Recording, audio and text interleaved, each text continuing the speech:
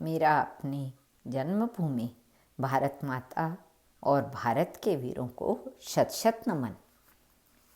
यह महाराणा प्रताप की बात नहीं है, यह तो चित्तौड़ के एक साधारण राजपूत बालक की बात है। उसका नाम प्रताप था। उसे गाना बजाना बहुत पसंद था। उसके माता पिता और मित्र उससे प्रसन्न नहीं रहते थे। सब लोग उसे डांटते और चिढ़ाते थे कि राजपूत के लड़के होकर तुम तलवार चलाना नहीं सीखते हो। देश पर जब संकट आवेगा तब तुम अपने कर्तव्य का कैसे पालन करोगे। देश की सेवा न करे, देश के लिए मर मिटने को तैयार न हो, ऐसा राजपूत भी क्या किसी काम का मनुष्य है। प्रताप उन लोगों से कहा करता था, देश की सेवा केवल तलवार से नहीं होती, संगीत से भी देश की सेवा हो सकती है। काम पड़ने पर मैं बता दूंगा कि देश के लिए मर मिटने में मैं किसी से पीछे नहीं हूँ। किसी को प्रताप की बात ठीक नहीं लगती थी। लोग समझते थे कि यह सुकुमार तो है ही, डींग हाँकने वाला भी है। प्रताप भी अपनी धुन का ऐसा पक्का था कि वह किसी की बात पर ध्यान नहीं देता था।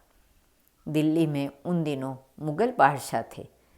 मुग़लों की बड़ी भारी सेना ने चित्तौड़ पर चढ़ाई कर दी, लेकिन चित्तौड़ का किला इतना दृढ़ था कि मुग़ल सेना उस पर विजय नहीं पा सकी थी। किले की दीवार या फाटक टूटते ही नहीं थे। बार बार मुग़ल सेना को किले के भीतर के राजपूत वीरों के बाणों की मार खाकर पीछे लौटना पड़ता था। चित्तौड़ में जो शूरवीर राजपूत थे वे महाराणा की सेना में भर्ती हो गए थे, लेकिन प्रताप तो बालक था और दूसरे उसे अस्त्र शस्त्र चलाना आता भी नहीं था।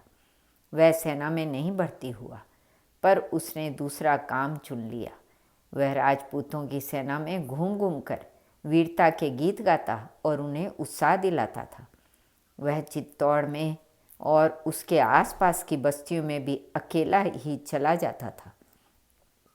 वहाँ अपने वीरता के गीत सुनाकर युवकों को और तरुणों को सेना में सम्मिलित होने को प्रोत्साहित करता था। उसके गीतों का यह प्रभाव हुआ कि महाराणा की सेना दुगुनी हो गई। एक दिन जब प्रताप किसी पास की बस्ती में सितार बजाकर गीत सुना रहा था, एक मुग़ल सैनिक ने छिपकर उसका गीत सुन लिया। जब प्रताप लौटने लगा तब उस सैनिक ने प्रताप को पकड़ लिया और सेनापति के पास ले आया। मुग़ल सेनापति प्रताप को देखकर बहुत प्रसन्न हुए। उसने कहा, लड़के, तुम्हें हमारे लिए गीत सुनाना होगा।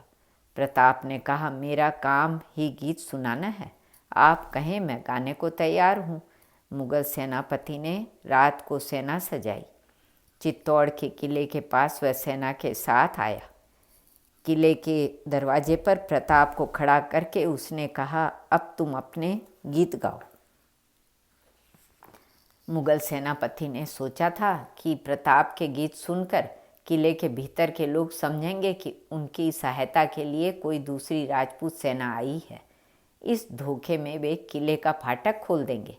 प्रताप मुग़ल सेनापति की चालाकी समझ गया।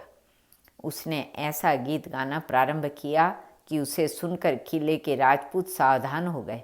उन्होंने मुग़ल सेना पर पत्थरों और तीरों की वर्षा प्रारंभ कर दी। बहुत से सैनिक मारे गए। मुग़ल सेनापति ने डांटते हुए प्रताप से पूछा, लड़के, तू क्या गा रहा है।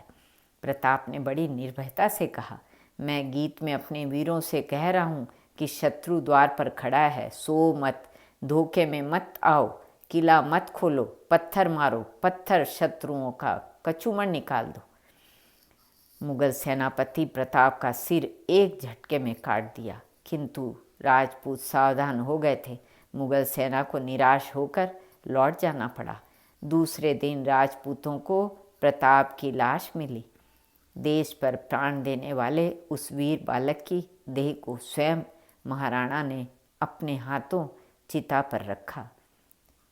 भारत माता की जय।